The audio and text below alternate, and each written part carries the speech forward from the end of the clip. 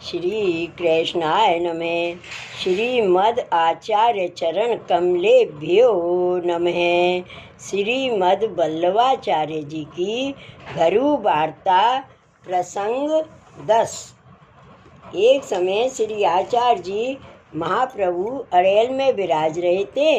वहाँ श्री भागवत के 10वें स्कंद की श्री सुबोधनी जी संपूर्ण हुई और एकादश स्कंद चल रहा था।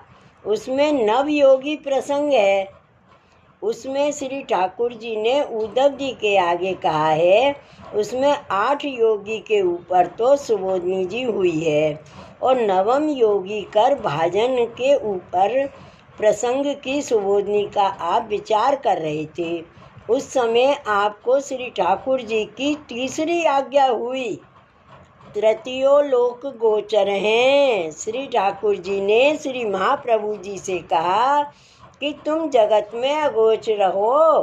कोई तुम्हारा दर्शन करे अथवा नहीं करे, परंतु जो भगवदीय हैं वे तो तुम्हारे ही हैं। वे तो दर्शन बिना नहीं रह सकेंगे।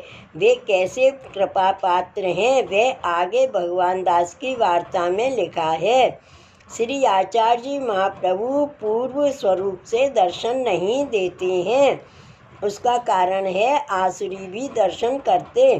भक्ति बिना दर्शन का फल नहीं होता। उसी को सूरदास जी ने गाया है। भक्ति बिना भगवान दुर्लभ करत निगम पुकार।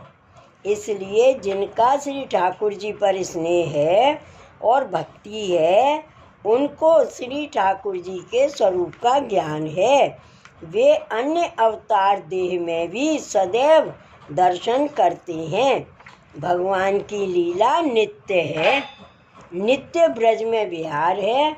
उसको भगवदियों ने गाया है। सदा ब्रज में ही करत विहार। जब श्री आचार्य जी महाप्रभु के सेवकों को विरह दुख होता है तब आप उनको दर्शन देकर वचनामृत सिंचन कर पोषित करते हैं। उसको गोपाल दास जी ने गाया है। आरति हरण चरण अम्बुज पर बलबल दास गोपाल। श्री आचार्य जी महाप्रभु की तो नित्य अखंड लीला है। पीछे जब श्री आचार्य जी को श्री ठाकुर जी ने तीसरी आज्ञा दी कि अब आप पधारो, तब आपने विचार किया अब किस प्रकार से चलना है। उस समय मन में विचार किया संन्यास ग्रहण करना, क्योंकि ब्राह्मण का स्वरूप लिया है। इसलिए ब्राह्मण को चारों आश्रम अंगीकार करना चाहिए। प्रथम तो आपने ब्रह्मचर्य आश्रम को अंगीकार किया था। पीछे श्री ठाकुर जी की आज्ञा से गृहस्थ आश्रम अंगीकार किया। जब श्री गोपीनाथ जी तथा श्री गोसाई जी का प्राकट्य हुआ तब से गृहस्थ आश्रम ही रहे। उसको वल्लभाख्यान में गोपाल दास जी ने गाया है। पूर्ण ब्रह्म श्री लक्ष्मण सुत पुरुषोत्तम श्री विठ्ठल नाथ श्री गोकुल माम प्रकट पधारिया स्वजन कीधा सनाथ। फिर वानप्रस्थ लिया। साक्षात ईश्वर से ही बने सकल पदार्थ विद्यमान हैं, उनमें वैराग्य हो। पीछे विचार कर आपने संन्यास ग्रहण किया। आज्ञा आपकी धर्मपत्नी श्री महालक्ष्मी जी के पास उन्होंने मांगी। स्त्री की आज्ञा बिना संन्यास ग्रहण नहीं होता है, तो आज्ञा दी नहीं। तब आपने वैसे ही किया जैसे कृष्ण अवतार में आपने किया था।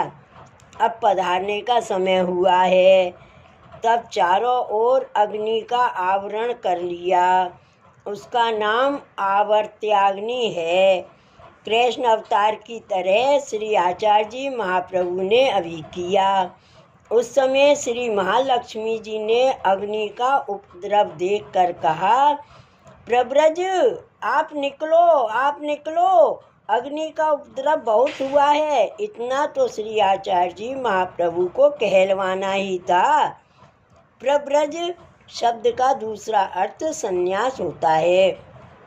यह वचन सुनकर श्री महाप्रभु जी संन्यास ग्रहण करके काशी पधारे।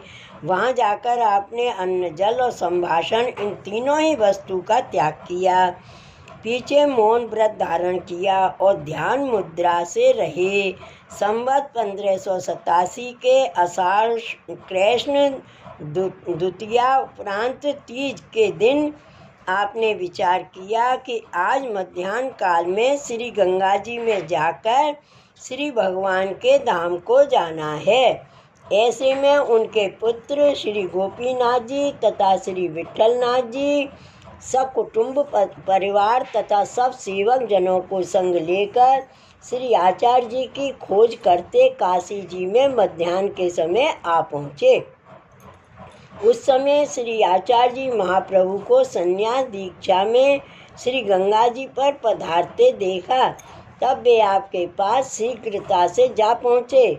उस समय श्री आचार्य जी महाप्रभु जी ने उनके सामने ही नहीं देखा। तब आपके पुत्रों ने प्रणाम पूर्वक विनती की, महाराज अब हमको क्या आज्ञा है। उस समय आपने तो मौन व्रत धारण कर रखा था, इसलिए संज्ञा करके धूल में उंगली से शिक्षा के 3.5 श्लोक आपने अपने श्री हस्त से लिखे।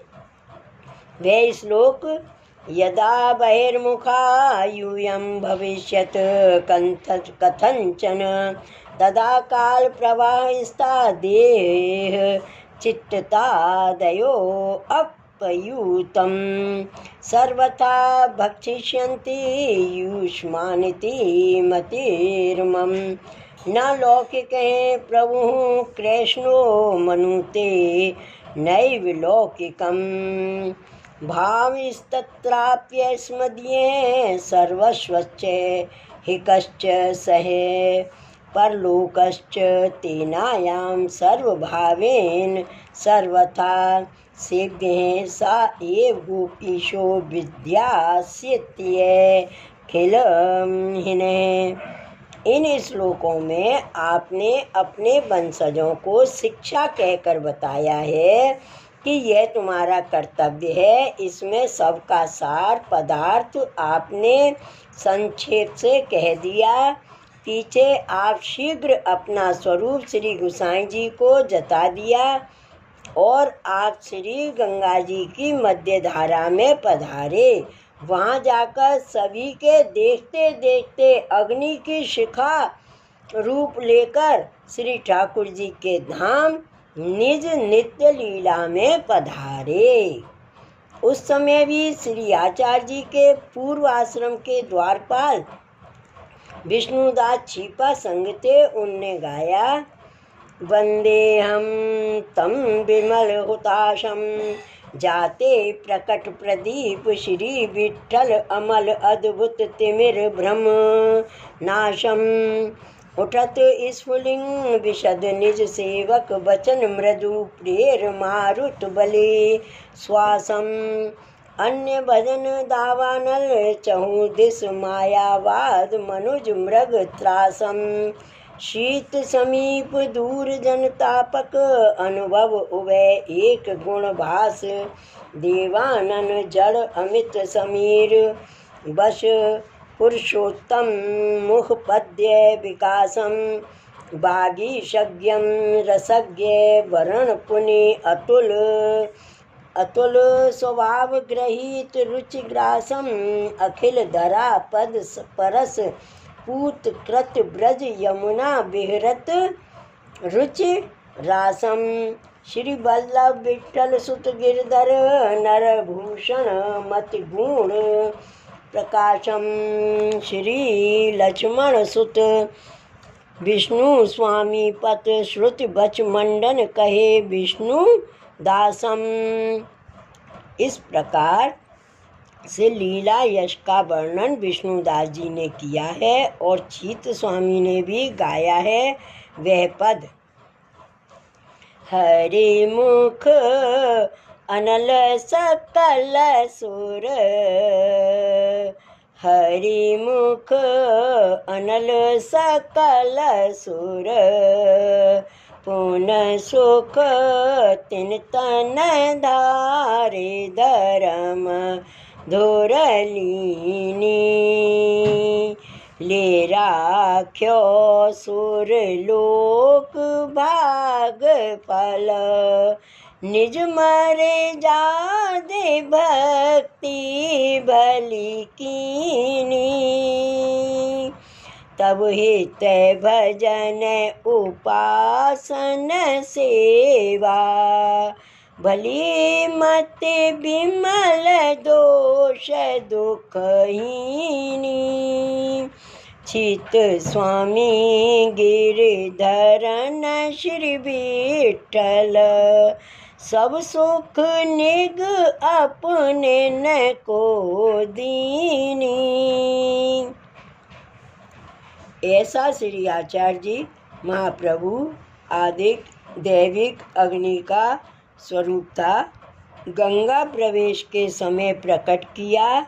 जैसे कृष्ण अवतार में श्री ठाकुर जी ने तेजोमय रूप धारण किया, उस समय में सब देवता ब्रह्मादिक पधारने के लिए आए थे, किंतु उस तेज पुंज की उन किसी को कुछ खबर नहीं पड़ी।